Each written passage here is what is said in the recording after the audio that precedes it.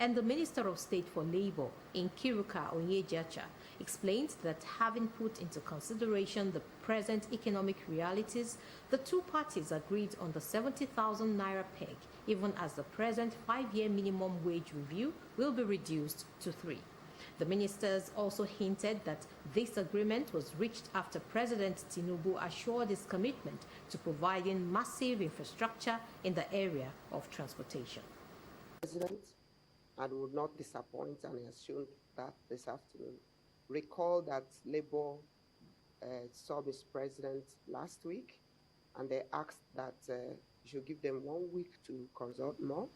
And of course, at the end of the day, the consultation came very fruitful because Mr. President said he has to be a father, that it's not issue of law who is right or who will blink the first, that he is our father, like he always said, that we should end the issue of give me 1,000 and add 1,000 and all that. There is also a boost, like Mr. President has assured, and ensuring that massive investment is going to be made in the area of infrastructure. There is also a deepening of the investment of the federal government in renewable energy.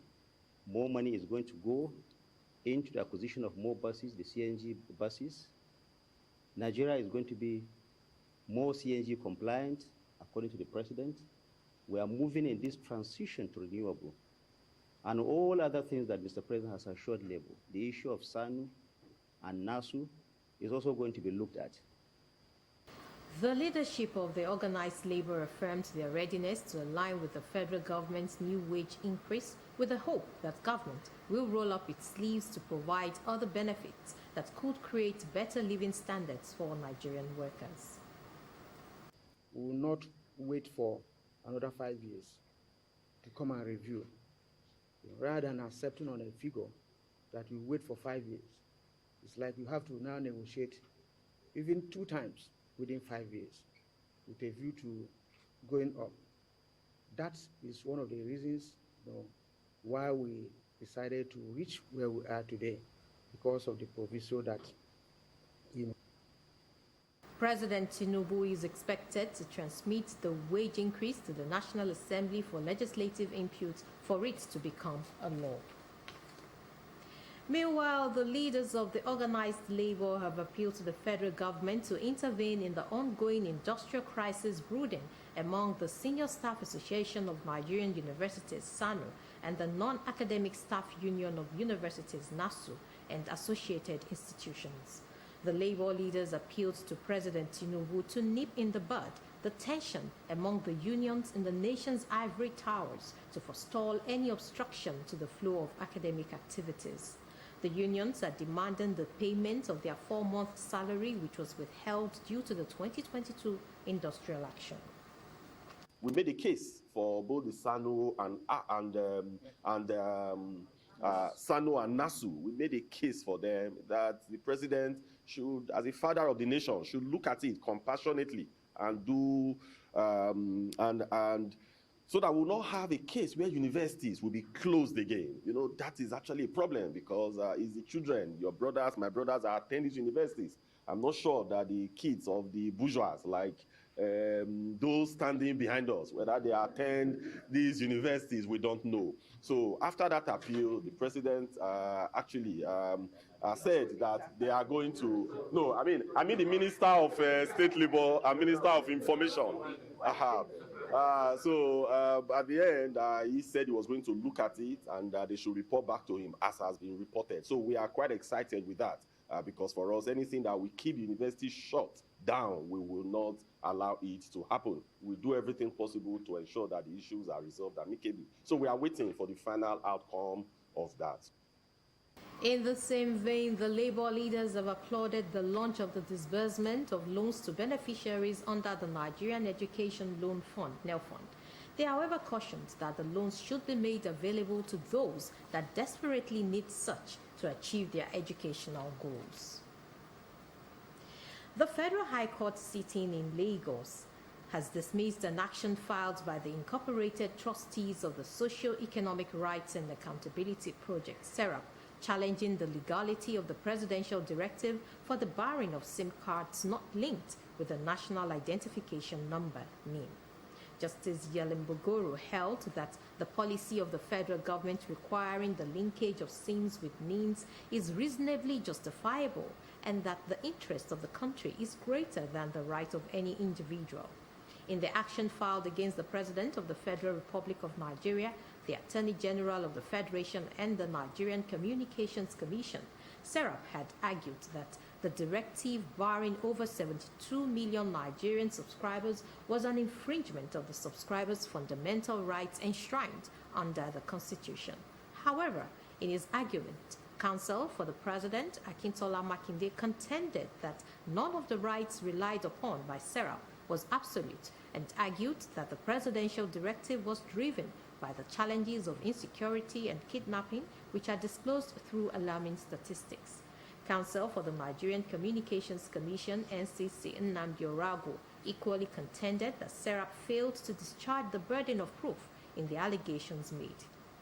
Justice Bogoro thereafter upheld the argument and dismissed SERAP's actions. The Federal Road Safety Corps has reaffirmed its commitment to the United Nations Decade of Action for Road Safety with the ambitious target of preventing at least 50% of road traffic deaths and injuries by 2030.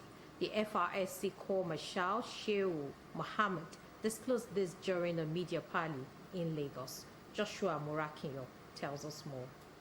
In terms of achieving our mandate. For the Corps Marshal, the intermodal architecture of Lagos is critical to achieving safe, sustainable transportation sector, hence the visit. While speaking on his key vision for the Corps, the FRSC boss says he's ready to reposition, continue with the Joint Task Force on Articulated Vehicles, crash investigation, amongst others. Look at our operation, our enforcement activities, our enlightenment, everything. And I said, let's rigid and reposition our FRC operation.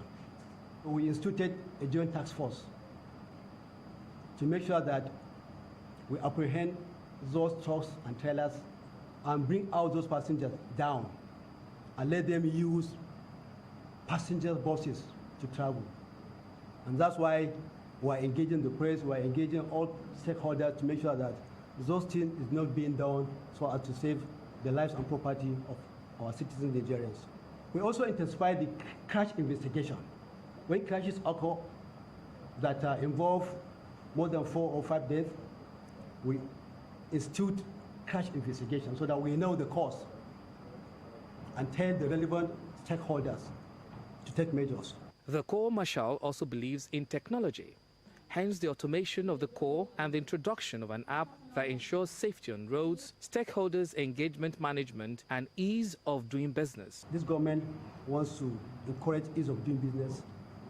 And when you have an app, instead of going to our website, you have an app whereby you can do all the things you can at the comfort of your zone. Applying for driver's license, checking your vehicle plate number, getting alert, even staging what you want your vehicle to, the time you want to service your vehicle, the tire you bought, the expiry time, you can all do it with that app. It's a one-stop shop that can do so many things for you at the comfort of your zone without necessarily coming to have contact with FRC official or with any FRC office. The beauty of this app that we are introducing is that as a passenger, if you have the app and you are driving, it will alert you where there are black spots. It will also alert you when the driver is going beyond speed limit, maybe over 100. The quest to have zero accident and zero serious injuries is on, according to the Corps Marshal, but it requires continuous deliberate engagement and attention of all. Joshua Murakinyo, LTV News, Lagos. In sports, stakeholders have commended the Prime as the third edition of the Professional Squash Association ranking tournament continues in Lagos. Top players are still in the race to claim prizes after reaching the semi-finals of the third Prime Atlantic Squash Open holding at the Teslim Balogun Stadium, Surulere. Organized by the Lagos State Squash Association, the tournament has improved over the years, helping national players earn the much-needed ranking points to advance their careers. The tournament, which also featured under-16 junior category for boys and girls, served as a platform for the Lagos State Squash Association to develop and nurture talents that will become future stars. The tournament is getting better compared to last year, and you can see great improvement from all the players. For the junior ones, they actually need that exposure first of all to play amongst themselves and acquire a lot of points to be able to meet their counterparts from international. Very happy with what we are doing, and because of that, they are no longer weary about supporting us financially. And then it gladdens our heart. But when you are doing this kind of thing without financial support, it can be very boring. So my thanks and appreciation goes to them. And Lagos State government is also becoming supportive. Playing a tournament like this keep them in shape and to improve their game. So for the Federation, we are very proud of Prime Atlantic. We are very proud of the Lagos State Squash Racket Association for organizing this, and I hope more and more of this. The skill has really increased. You know, when you look at those guys playing, in the past maybe you could count about 8 national athletes. But now when I look around, there's so many of them. Impressed with the performance of the junior players who held their own against senior players, President of Nigeria Squash Federation, Boye Oyerinde, expressed delight with the level of competitiveness, stating that the Prime Atlantic Open has helped the country to produce stars. Started a few years back, and now the match we just finished watching now, you see a junior Pivato who wouldn't have been able to play at this level. I mean, taking a game off one of our top players. This is what we want to see, and this is what we're seeing in the quality of the play between the last 2 years and now. The tournament reached the semi-finals following the conclusion of the quarter-finals as top seeds in both senior and junior categories battle for places in the final.